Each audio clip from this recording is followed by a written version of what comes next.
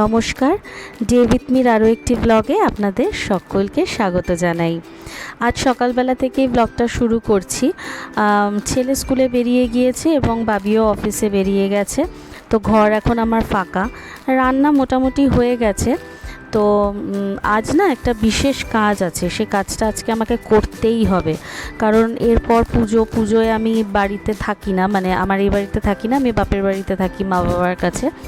তো সেই কারণে কাজটা না কমপ্লিট করে গেলে না আরও কাজটা মানে পড়ে থাকবে। তো আজকে ঠিক করলাম যে তাড়াতাড়ি রান্না তো আমার প্রত্যেক দিনই হয়ে যায়, তো বিছানা টিছানা গুছিয়ে নিয়ে সরাসরি চলে যাব কাজটা করতে। কিন্তু অগত্যা আমার মেয়ে, ওর জ্বালায় তো আমার কোনো কাজ করা সম্ভব নয়। তো ওকে বাধ্য হয়েই বেঁধে আমার পাশেই রেখে দিলাম, ওখানে বসে দেখুক আমি কি করছি না করছি। তো যে কাজটা করার কথা বলছিলাম সেটা হচ্ছে পাখির খাঁচাটা না আজ একটু পরিষ্কার করব। পাখিগুলোর খাঁচাটা বড্ড নোংরা হয়েছে জানেন, আর অনেক দিন ধরেই না পড়ে রয়েছে, পরিষ্কার করা হয়ে উঠছে না। আসলে সংসারের কাজ থাকে, পুজো আচ্ছা থাকে, ছেলের স্কুল থাকে, তো ওকে টাইম মতন খাওয়ানো, মেয়েকে খাওয়ানো, তাদেরকে ঘুম পাড়ানো, পড়া, এই সমস্ত কিছুর জন্য না আর হয়ে ওঠে না। তো শুক্রবার করেই মেনলি আমি এই বড় বড় কাজগুলো করি। কারণ মানে বড় কাজ বলতে যে কাজগুলোতে একটু সময় লাগে, একটু সময় সাপেক্ষ যে কাজগুলো, সেগুলো আমি শুক্রবার করে করি। কারণ শনিবার দিন ছেলের স্কুল থাকে না, তো আমার চাপটা একটু কম থাকে। একটু দেরি করে ওকে ঘুম পাড়ালেও অসুবিধা হয় না। তো এই কাজগুলো করে নিয়ে স্নান করে পুজো দিয়ে নেব, কারণ ছেলে চলে আসবে। এবার ছেলে আসার আগে না পুজোটা দিয়ে দিলে আমার খুব সুবিধা হয়। তাহলে ও স্কুল থেকে এলে ওকে একটু কিছু খাবার দিয়ে, ও খাবারটা কমপ্লিট হয়ে গেলে ওকে স্নান করিয়ে একদম খাবার খেতে বসিয়ে দিই।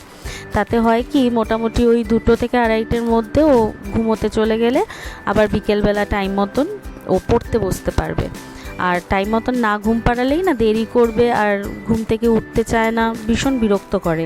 স্কুলের পড়াগুলো তো থাকে, ওগুলো তো কমপ্লিট করাতে হয়। তো যাই হোক, আমার এই কাজটা কমপ্লিট হয়ে গেছে একদম সুন্দরভাবে, দেখুন নিট অ্যান্ড ক্লিন লাগছে। তো স্নান করে আমি পুজো টুজো দিয়ে নিয়েছি, দিয়ে নিয়ে এবার ছেলেকে খাওয়াতে বসিয়ে দিয়েছি। আমার একটু ঠান্ডা লেগে গেছে, তাই একটু কাশি হচ্ছে মাঝে মাঝে, তো তার জন্য ক্ষমা চেয়ে নিচ্ছি। ওদিকে তাতনাও খেতে বসে গেছে, আর মাম না টেবিলে খেতে পারে না, মানে ডাইনিংয়ে বসে খেতে মামের একটু সমস্যা হয়। কারণ মাম মাটিতে চেপে বসে খেতেই অভ্যস্ত। তো মামদের ঘরেই বসেছে খেতে। ছেলেকে খাইয়ে এবার আমিও খেয়ে নেব, খেয়ে নিয়ে এবার ছেলেকে ঘুম পাড়াতে যাব।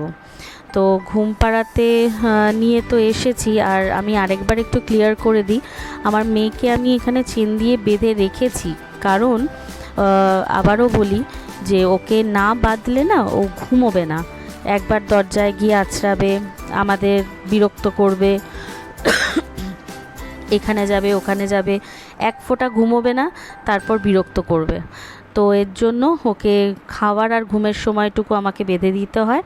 তো চলুন, ওরাও ঘুমিয়ে পড়বে এবার, কারণ ছেলের অনেকটা সকালে ওঠা হয়, তো ওকে তাড়াতাড়ি একটু খাইয়ে ঘুম না পাড়িয়ে দিলে সমস্যা হয়।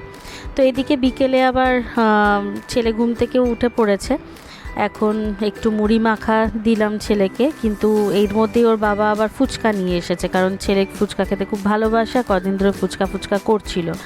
আর ওই আমার আরেকজন হেংলুগুড়ি দাঁড়িয়ে দাঁড়িয়ে ওখানে আমার কন্টিনিউ ছেলের পাশে দাঁড়িয়ে রয়েছে, ফুচকা খাবে বলে, ভীষণ ভালোবাসে ফুচকা খেতে। কিন্তু যেহেতু তেলের জিনিস ওদের তো দেওয়া উচিত না, কিন্তু ওর বাবার সামনে গিয়ে এমনভাবে দাঁড়ালো, ওর বাবা বাধ্য হয়ে একটা দিল, কিন্তু তাতে ওনার মন ভরল না, ওনার আরও চাই, কিন্তু আমি দেব না। তো ওদিকে ছেলে ফুচকা খাক, আমি ততক্ষণে রুটি কটা করে নিই। রুটি করতে করতেই মোটামুটি সব খাবার দাবার রেডি করতে করতে রাতের সময় তো হয়েই যাবে, মানে ছেলেরও খাওয়ার সময় হয়ে যাবে।